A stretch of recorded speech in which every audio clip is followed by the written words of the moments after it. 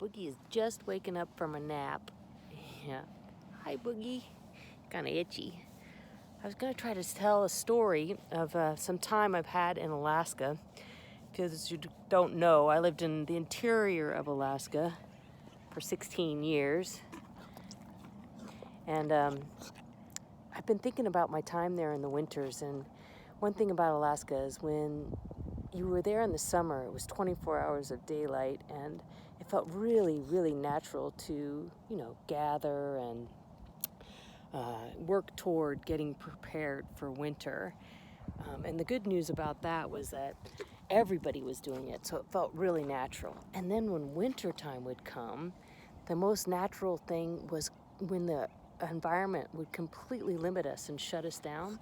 The most alive and natural thing that we could do was actually to rest.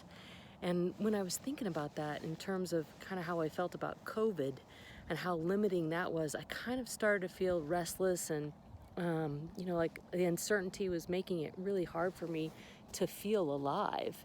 And so I reached back into my memory of the things that I've done in Alaska and how even when the winter at 50 below would shut everything down around us and the deep, still quietest time would come upon us, it would always be something that I could find that was enlivening.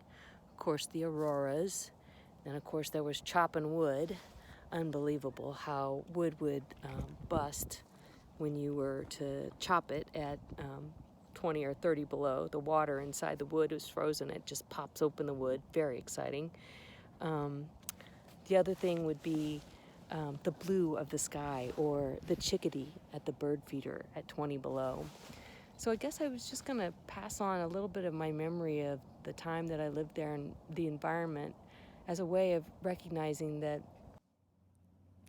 my aliveness isn't limited by uncertainty. It's not limited by harsh environment. It's only limited by my ability to dig deep and find something that's alive. And even in the most coldest, extreme kind of places, the aliveness is really there.